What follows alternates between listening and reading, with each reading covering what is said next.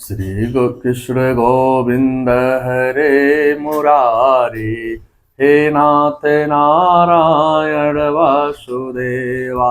श्री कृष्ण गोविंद हरे मुरारी, हे नाथ नारायण वासुदेवा।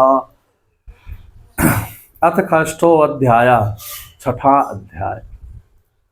अपना पूर्व जन्म का वृत्तांत सुनाकर नारद जी का प्रस्थान। नारद जी ने व्यास जी को पहले अपने जीवन का वृत्तांत, सारी वृत्तांत कथा को सुना करके नारद जी का प्रस्थान होता है। सो जी महाराज जी कहते हैं कि नारद जी के जन्म कर्म का वृत्तांत सुनकर व्यास जी उनसे पुनः पूछा। बेवक्षम प्रायस्ते विज्ञानम त्रेष्टम विवस्वा, मृतमानुम वयो साध्यम तथा किम करोधवान। हे ऋषिवर, आपको शिक्षा देने वाले महापुरुष जब चले गए तब आपने क्या किया? उस समय आपकी आयु तो छोटी थी। आपने अपने जीवन की शेष आयु किस प्रकार व्यतीत किया? अंतकाल में आपने अपना शरीर कैसे छोड़ा?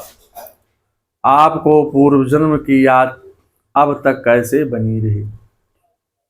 नारद जी बोले, मुझे शिक्षा देने वाले सब महापुरुष चले गए। तब मैंने जो कुछ किया उसे ध्यान पूर्वक सुने। मैंने महात्माओं के द्वारा दिए हुए मंत्र का जाप किया। 3 वर्ष तक कंठ से जाप किया और 1 वर्ष तक वाणी से जाप किया। इसके बाद अजपा जाप किया। माँ को मेरा यह कठिन तप अच्छा नहीं लगा। मैं अपनी माँ का इकलौता पुत्र था। मुझसे उनका अत्यधिक प्रेम था। वह पढ़ी लिखी नहीं थी। वह दासी का काम करती थी। मत मयात्मात्मजे अन्यम गतो चक्रे स्तेन बंधुनम। मेरे सिवाय उनका कोई दूसरा आश्रय भी नहीं था। मेरी अवस्था उस समय 5 वर्ष की थी। वह एक समय गाय दूहने के लिए गौशाला में गई। रास्ते में सर्प ने काट लिया और वह मर गई। मैंने माता का दाह संस्कार किया। अनुग्रहम मन्यमानम प्रातिष्ठम दिशमुत्तराम। मैंने सोचा भक्तों का मंगल करने वाले भगवान का यह भी एक अनुग्रह, माने हमारे ऊपर कृपा ही है। अनुग्रहातीतम अनुग्रह। इसके बाद मैं उत्तर दिशा की ओर चल पड़ा। माता के देहांत के बाद, क्रियाकर्म करने के बाद मैंने उत्तर की तरफ चला गया। यतो यतो निवर्तते मुच्यते ततस्तम। संसार में जो जो छूटता जाए वह मंगल ही है। मैं रास्ते में बहुत से देश, नगर, ग्राम, उपवन को पार करता हुआ एक निर्जन वन में पहुंचा, जहां बड़े बड़े भयंकर हिंसक पशु थे। मैं थका हुआ था और भूखा भी था। 12 वर्ष तक तीर्थ भ्रमण किया। मेरी थकावट दूर हो गई। तदंतर मैं एक पीपल के वृक्ष के नीचे बैठा और महात्माओं के उपदेशानुसार ध्यान करने लगा। श्री कृष्णम शरणाम्बोजम स्मरम दुखितम गमिष्यति। भगवान का स्मरण करते ही सारे दुख दूर हो गए। आसन प्राणायाम की आवश्यकता भी नहीं रही। ध्यातम स्मराम भोजम भाव निजितम चेतसा। जो चित्त में भगवान आते ही भगवान को प्राप्त करने की उत्कंठा बढ़ने लगी। आंखों में आंसू आ गए। हृदय में धीरे धीरे भगवान प्रकट हो गए। गुरु जी ने कहा था, जब प्रभु दर्शन दे तो भी जब मत छोड़ना। 24 वर्ष के तक अनुभव करता था कि भगवान मेरे साथ हैं।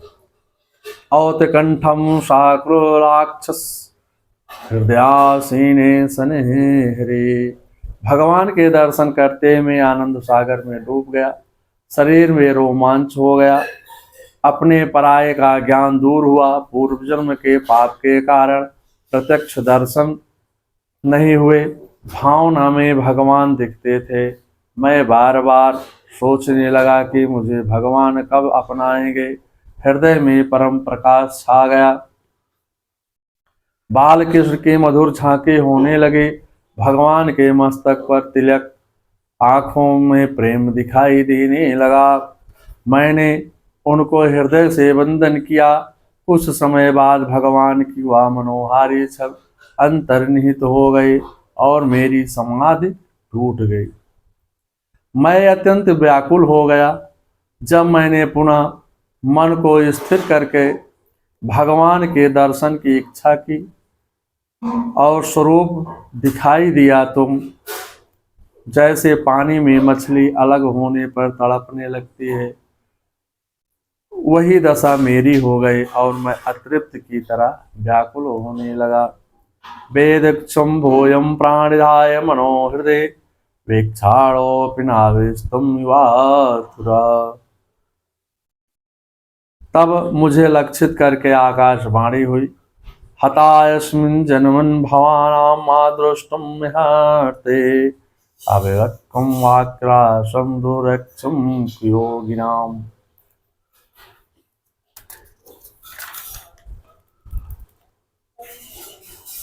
कुयोगिनां निष्पन्नं योगानाम् इदर्थं कुह अकुह इह लोके दुर्दशम द्रष्टुम शक्य। कसाय रंग को कहते हैं।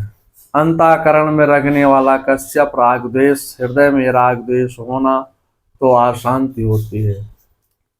आकाशवाणी ने कहा, इस जन्म में तुम्हें मेरा दर्शन नहीं होगा, क्योंकि अभी तुम्हारी सूक्ष्म वासनाएं निवृत्त नहीं हुई है, समाप्त नहीं हुई है। अगले जन्म में तुम्हें मेरे दर्शन होंगे। जीवन के अंतिम श्वास तक जप करना। जीवन की समाधि उसी दिन व्रत की समाप्त होगी। जड़ चेतन की ग्रंथ भक्ति बिना नहीं छूटती। ज्ञानानुभव भक्ति से होता है। गोस्वामी जी लिखते हैं, जड़ चेतन ही ग्रंथि पर गई, यद्यपि मृषा छूटत कठिनई। तब आकाशवाणी ने कहा, अल्पकालीन संत सेवा से आपकी चित्तवृत्ति मुझ में स्थिर हो गई है। अब तुम इस मलिन शरीर को छोड़कर मेरे पार्षद हो जाओगे। प्रलय काल में भी तुम्हारी स्मृति नष्ट नहीं होगी। मैंने आकाशवाणी की बात सुनकर नमन किया और भगवान के नामों का उच्चारण करता हुआ पृथ्वी पर भ्रमण करने लगा। मैं सदा काल तक भगवान की प्रतीक्षा में रहता था। गाम प्रेष्टम घृतश्चम कालम प्रतीक्षम विद्मो विमत्सरा। मेरा मन परमात्मा में लग गया। हृदय शुद्ध हो गया। मैं श्री कृष्ण परायण हो गया। मैंने राधा कृष्ण का चिंतन करते करते शरीर त्याग किया। मैंने अपनी मृत्यु को आंखों से देखा। मृत्यु के समय कोई कष्ट नहीं हुआ। कल्पांत में ब्रह्मा के साथ मैं ही जलाशायी नारायण के शरीर में प्रविष्ट हो गया। फिर सृष्टि के आरंभ में मैं ब्रह्मा जी से उत्पन्न हुआ। मारीच विषम प्राणेभ्यो आजागिरे। ब्रह्मा जी ने मेरा नाम नारद रखा। नारद जी ने कहा, एक दिन मैं गोलोक धाम गया, जहाँ राधा जी की सिफारिश पर मुझे प्रसाद में तंबुरा मिला। राधा जी ने कहा, इस बीड़ा तंबुरा को लेकर के संसार का भ्रमण करो और मुझसे अलग हुए जीवों को ले आओ।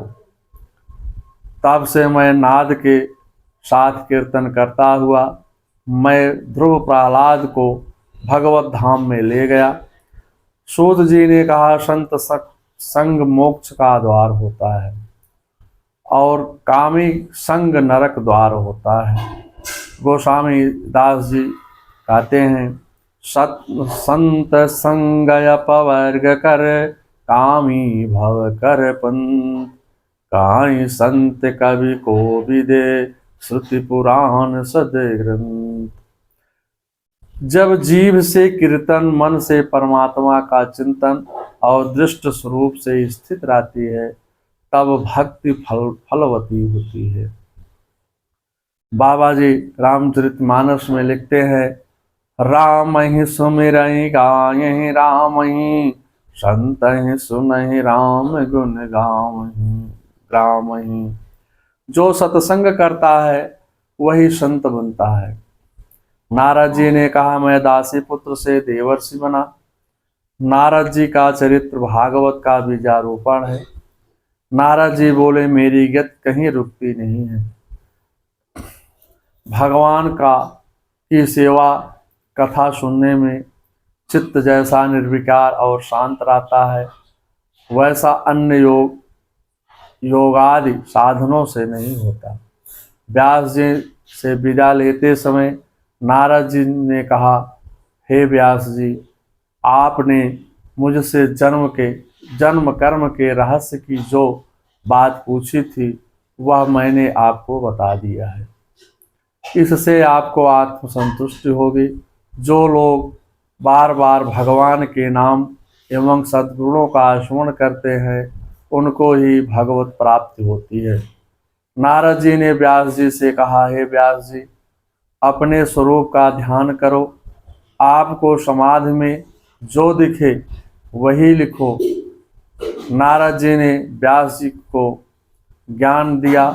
सूत जी कहते हैं, यह कहकर देवर्षि नारद बीड़ा बजाते हुए हरि गुणगान गाते हुए चले गए। अहो देवर्षि अन्नम यत्य कीर्तम सांग धन्वा गायन्ति माधस्तम तरया तंत्र्या रमन्त्यातुरम जगत। अहो देवर्षि नारद धन्य हैं, क्योंकि ये सांख्य पाण भगवान की कीर्ति को अपनी बीड़ा पर गा गा करके स्वयं को आनंद मग्न रहते ही हैं, साथ ही त्रिपाद से दग्ध जगत को भी आनंदित करते रहते हैं।